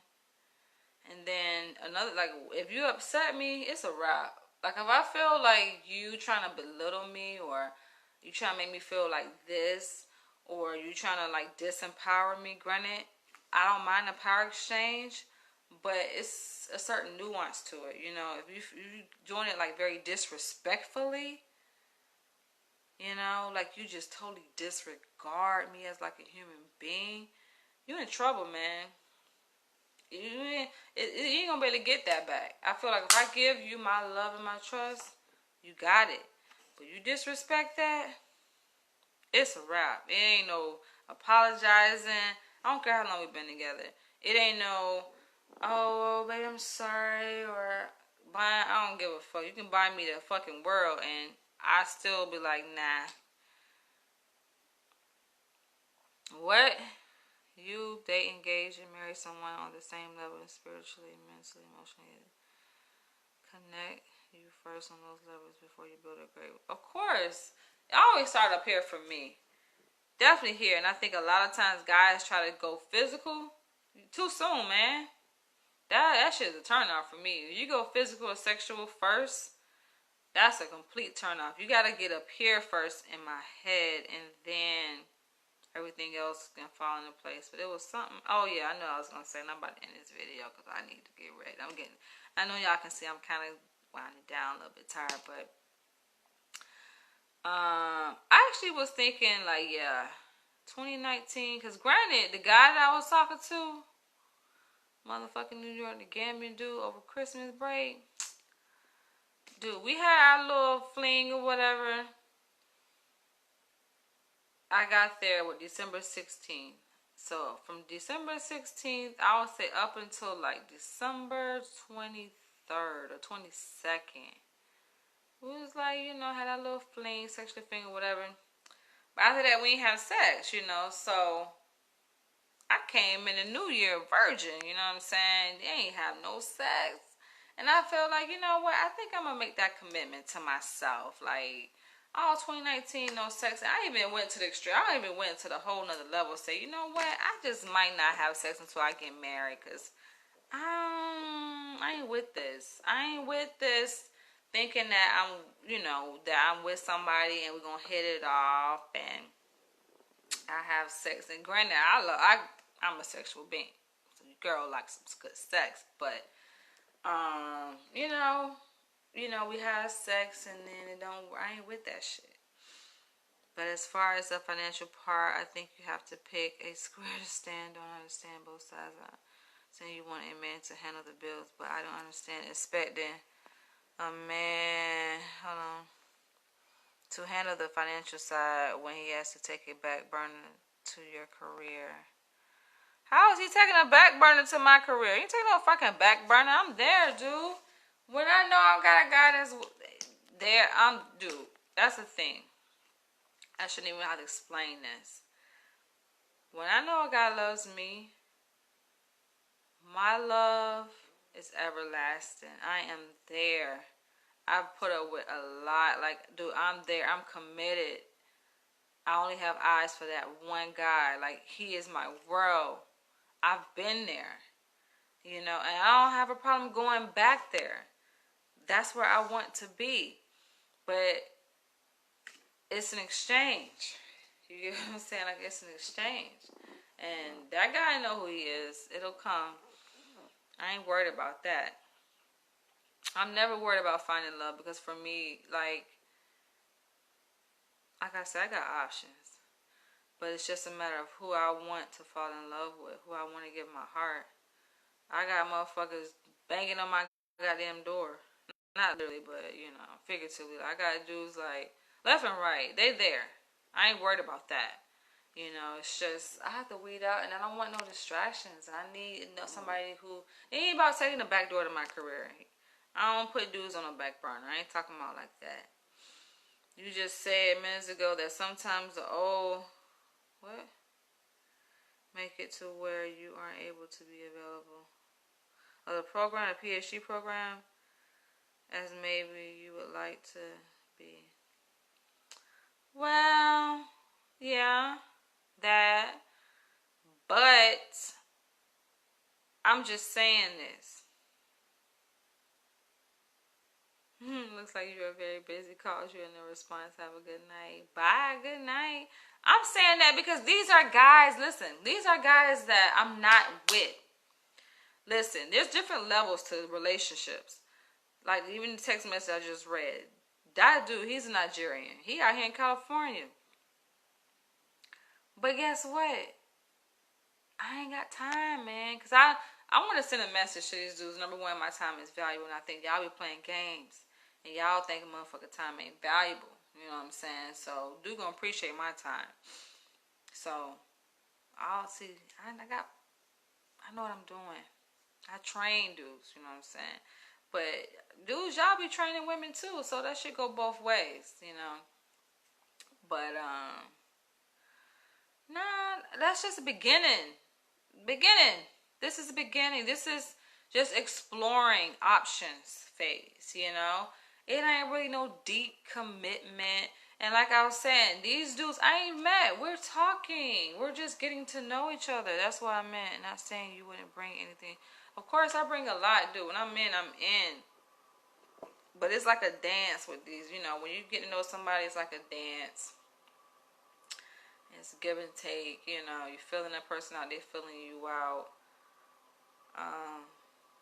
But I give, man. Time is the most valuable thing you can give a person. And I feel like even shit in New York, even though I was out there having a good time, doing my thing, going here, going there, out in the city, dude, I still gave a lot of my time on the phone and with this dude face to face. He got my undivided attention. You understand what I'm saying? So I give my time because I was, you know, we was together. We was hitting it off, you know. But I feel like, I don't know, y'all do see. Another thing, African be lying, man. I think y'all motherfuckers be lying. Y'all with that sweet talk and shit. Y'all motherfuckers smart as hell too. I give y'all that. Y'all smart. Y'all know how to get up in the motherfucking head. Y'all asses smart, Africans. But they some good ass liars, just like black Americans, just like African Americans. Y'all smart too. And know how to get up in somebody's head and be lying. Have a whole motherfucking other situation. You're like, what? Have a whole goddamn family. And acting like you so righteous. Y'all have a whole other situation. I'm like, dude, don't play with me.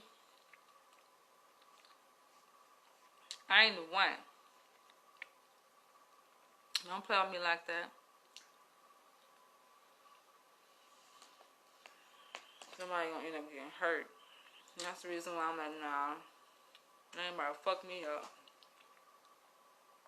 But y'all dudes be so desperate, I think, for love, and I get it. And if you unhappy, then come on, like honestly, man, you'll have a whole wife at home. And I ain't saying dude had a whole wife, but I do think maybe, who knows? Somebody else was telling me, because it's like, think about Africans. See, they come to the U.S., but they maybe have a whole goddamn situation in Africa. You know? And they come here to work to get money to send back to, you know, their whole situation. Because they really plan to go back. They just coming here to get the money, because the U.S. dollar stretched real far in Africa. Very far. You know, cause you can come here and make 20 grand, go back there, motherfucker, and be living a life. So that's what they do. And so I'm like, yeah, somebody put me up on game, because I see. What you say? Say you tired of physical, sexual relationships. When all that is over, can we just enjoy each other's time and space and talk about the daily news sport? Exactly. Like, come on, man. We getting too old for this shit, man. Go for a nice walk. Tell women that I don't just come over for sex. I come over for companion. Exactly. You know what I'm saying? Yeah, because all that sex, I mean, hey, sex is good. It's great. It's a spiritual connection, but yeah, man, it's about growing old, you know? You can't fuck forever. You didn't just say that at first, but I feel, you know, like you said, communication. What you talking about, Matthew? You have to understand, like I say, it's different levels. Don't get my words confused, man. Also, how busy two people are. If they meet someone they feel is worth it, they must fight. I don't think you get what I'm saying. I'm talking about I got options, dude. That's the thing. I think that's another thing. It's kind of a little bit overwhelming.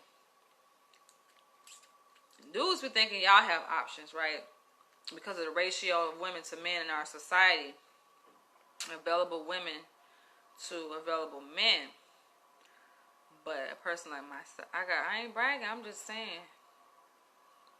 And it can be overwhelming, because it's just like, who do you choose? Which one is right?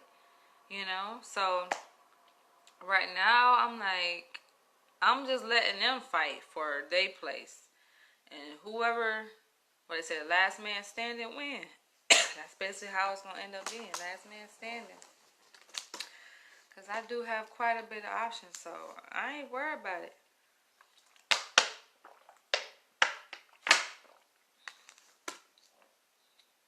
It's difficult. My phone be blowing up. Phone calls, texts. And I feel like I don't mind. I ain't giving them to everybody, of course, but I weed them out. I talk to them to see, okay, what they working with. And then I feel like, okay, working with what I'm talking about, then they get my number. But even then, it's like we talking. I still have to weed through that, too. You know, so it's like different levels of weeding, you know. Weeding through that and seeing what they talking about, and all of this is work. This is a job by fucking self. That's what I'm like. I don't know if I'm gonna do this. Even the weeding part. That's a job, man. You talking to people, they were like, "Why you ain't call me back?" And you know, "Why you ain't message me? You went the whole day, dude." They think we go together. Dude, we don't go together. I ain't even met you yet. I need to meet you face to face. And even still, you know what I'm saying? Like, I don't know. I need to really know, motherfuckers. Nowadays, you just don't know. You do not know. A person will give you a whole fucking fantasy on what they think you want. And have you believing that shit too. And then you find out the whole shit was a motherfucking lie. You said I was referring to something you said almost 10 minutes ago. So I think you may be thinking I was referring to what they're not. But I've enjoyed video too long, so I have to bounce. Yes, blessings. I want you to have a good night. Thank you, Matthew. Can we talk about stuff a lot of men and women don't know about romance and intimacy? Drop your questions. Whatever question, what y'all want to talk about before I'm about to end this video. I'm getting sleepy. But I don't know. Y'all. Yes, my career is important. But, you know, love is important too. So, God knows. All I know is I ain't got time for no bullshit, and that's what I know. And I think that's what everybody be trying to protect their heart. And I think he was protecting his heart, you know, the dude from Gambia protecting his heart. I'm protecting my heart. And how the hell two motherfuckers gonna fall in love if they both protecting their heart? Nobody wanna get hurt, right? Everybody protecting their heart. So that shit is funny. And it's funny, even though we protecting our heart, we both can see that each other is vulnerable. We both can see that we both want to be with each other. But we just like, I ain't taking that chance. I ain't trying to get hurt. Like, I ain't taking that chance. I ain't trying to get hurt either. All right, okay, all right. Well, don't call. All right. Knowing good and well. All right. But then, like I said, it was that piece, but then also, I think dude got a whole situation. What you talking about are really wolves?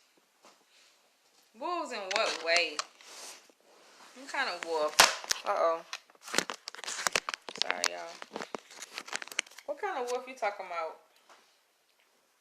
Wolf in what way?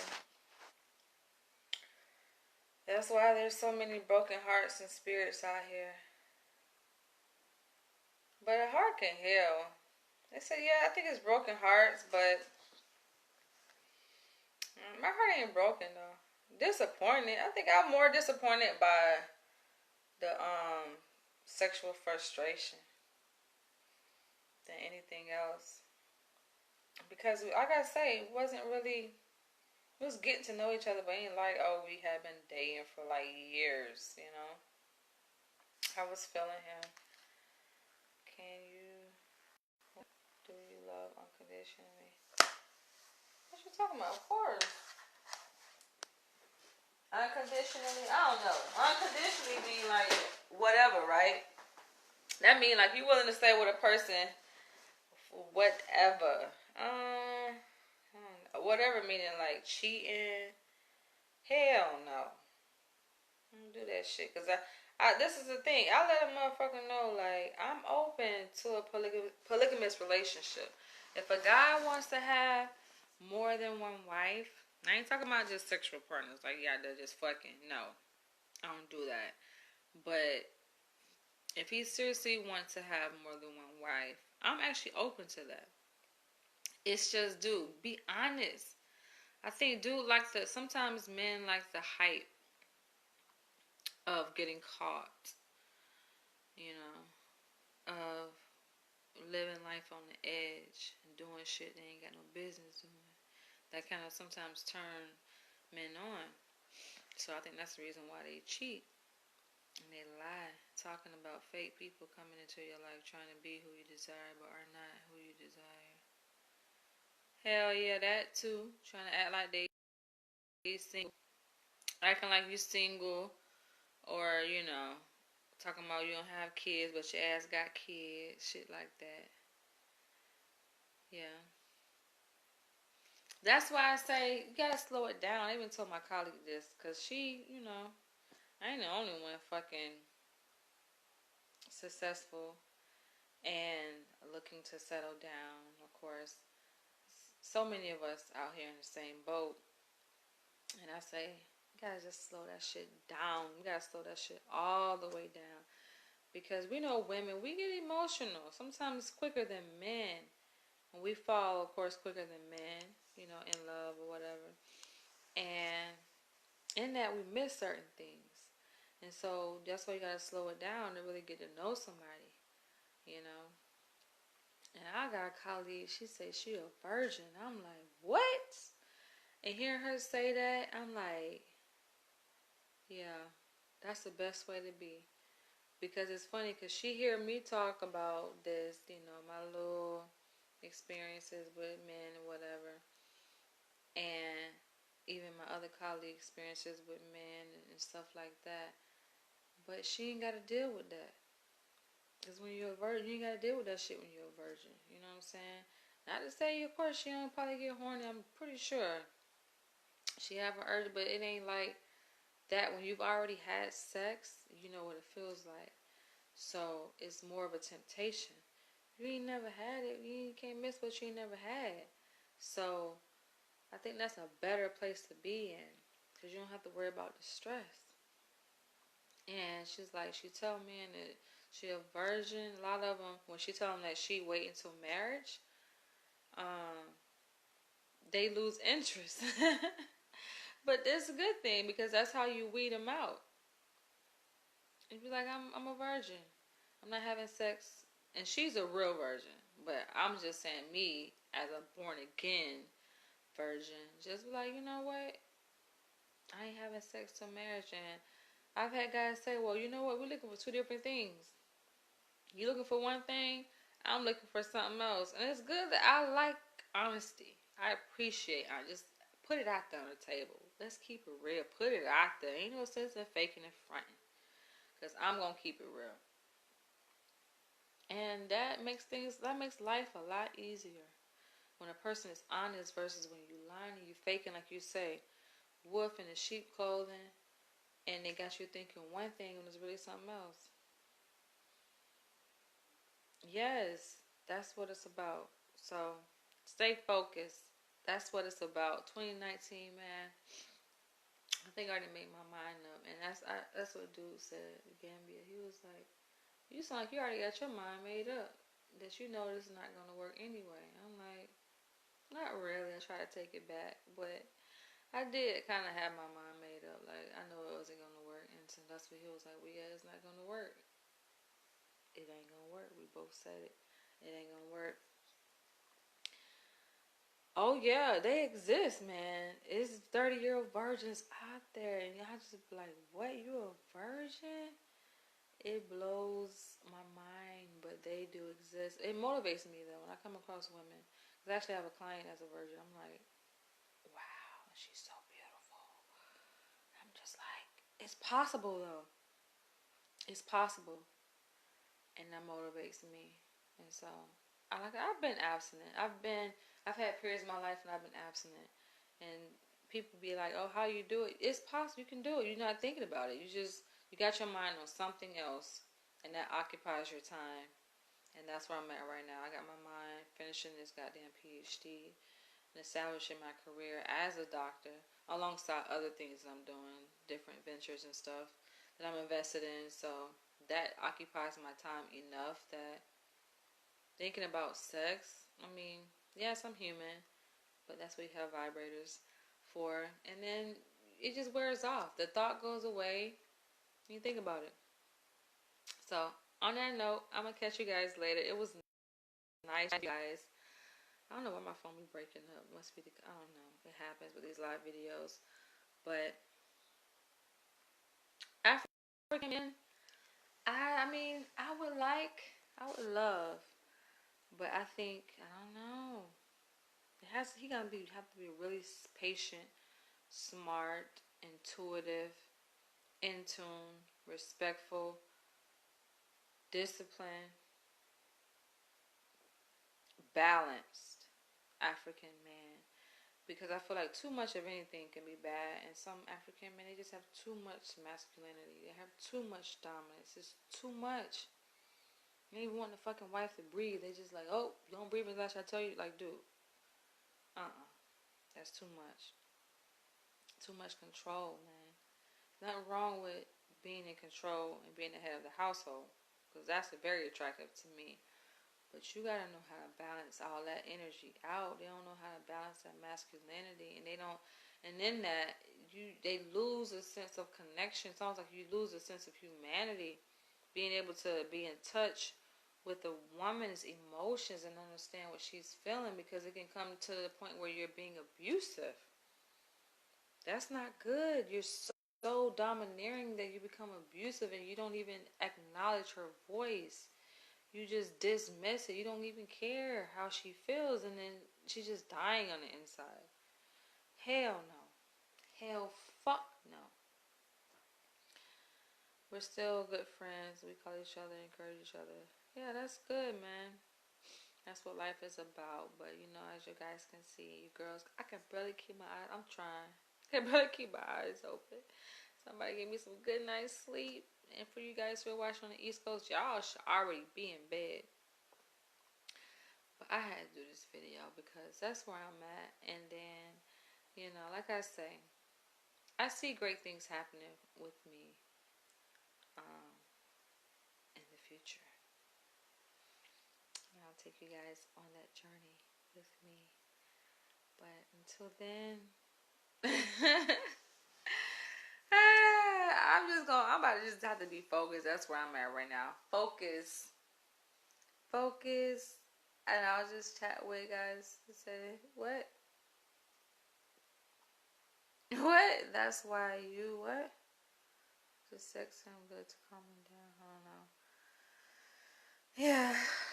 But I'm just high on life. I'm high on positivity and looking at my future because it's like I say, I'm going through a lot of changes myself, Y'all understand. It's like things are happening really quickly and it's a lot, just things are happening. I talked about this before in another video and I really have to go to calm down all that dominance. Yeah. That how, you know, when people don't think education matters, but it really does. And with education, believe it or not, education is factored into one's socioeconomic status, right? And when your educational level changes, your social status changes. And some people say, "Oh, education don't mean that because you got people who are unemployed and have degrees." Yeah, but it's different. Thanks, Randall. It's different. Trust and believe that. And my whole social circle is obviously has changed. So that matters a great deal. Everything. I'm just going through so many changes, y'all. And then encountering men like that I was telling you earlier about this just city saying and just not having respect for my education, feeling intimidated by it, making jokes and just trying to belittle me and say I talk ghetto, knowing damn well, yes, I may have a little accent, but don't act like you don't hear this education. And I feel like he's feel some kind of way by that. Just like, come on, how you gonna, it's on my profile. I don't hide nothing, right?